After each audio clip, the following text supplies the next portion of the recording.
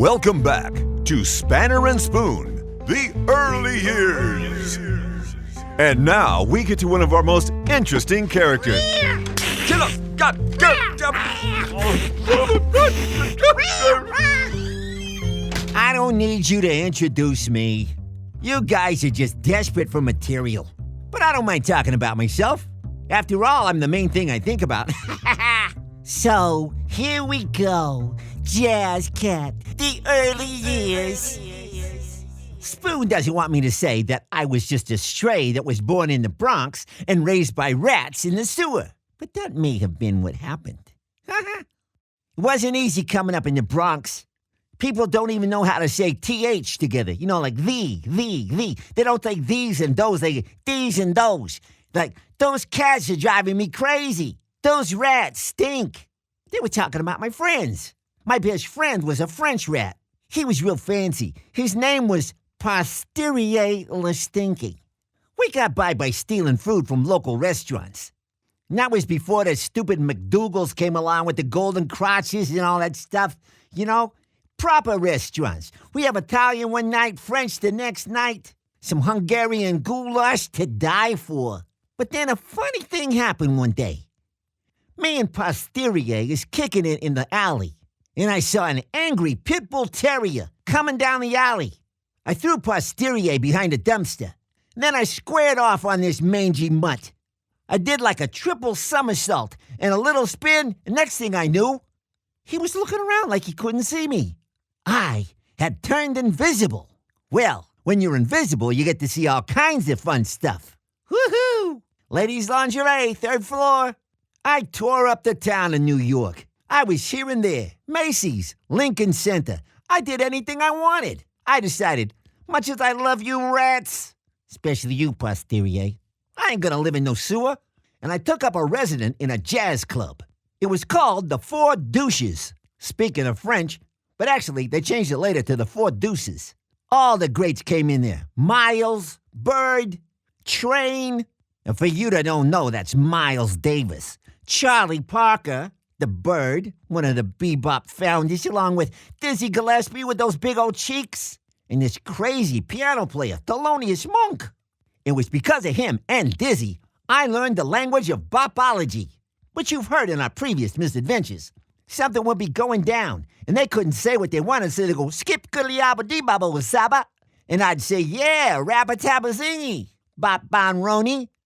They wouldn't know where it came from. I'm standing right there on the bandstand. In fact, I helped Dizzy write that tune, Salt Peanuts. He kept talking about what they used to give the soldiers in World War II, so they wouldn't get into trouble over there with all those beautiful French ladies. He was calling this song Saltpeter. Ba-da-ba-da-da-ba-su-dap. Saltpeter, saltpeter.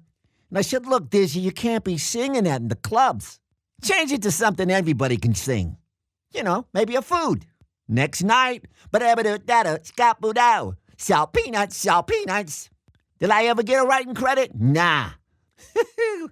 He thought he was hearing voices in his head from all that ganja he was smoking, but it was really me, the invisible jazz cat, changing the course of bebop.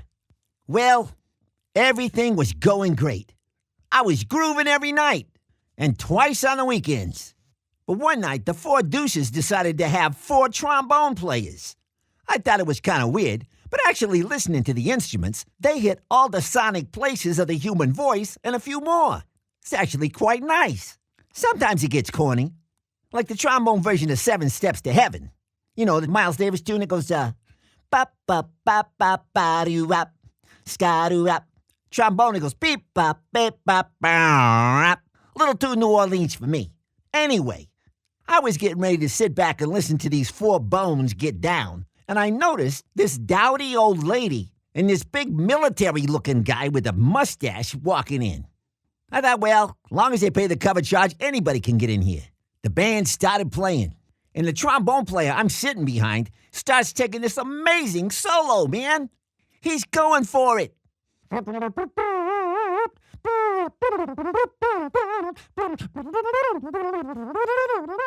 Next thing I know, it looks like his head's getting huge, but also his horn looks like it's expanding.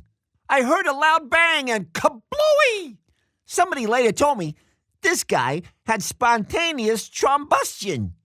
The trombone exploded, he exploded, starts flying backwards, grabs me along the way. We're both blown back 12 feet. We smashed into a light fitting, both were electrocuted, he dies. I'm thrown 25 feet into the audience, and I landed onto that old lady's lap. When I came to, I went, "Where am I? Oh my God, where am I?" This lady says, "Auntie got you now, little kitty." I thought I better turn invisible. I couldn't turn invisible no more. Next thing I know, I passed out again. Then I wake up with, Oh. "So what are you doing, lady?" She's giving me the kiss of life. I don't know my what's it from my elbow. She yells out in the club. Oh, pray tell, whose little kitty is this? Nobody in that club even knew I existed. I was invisible, right? But not no more. So nobody laid claim to me. She said, "I'll have the beautiful little creature." Inside my head, I said, whatever. And that's it.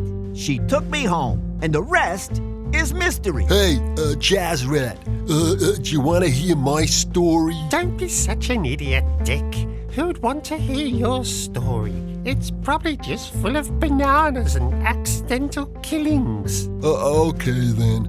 But, listeners, if you want to hear how I came into the Spanner and Spoon fold, just listen to the incredible time travel adventure on our website.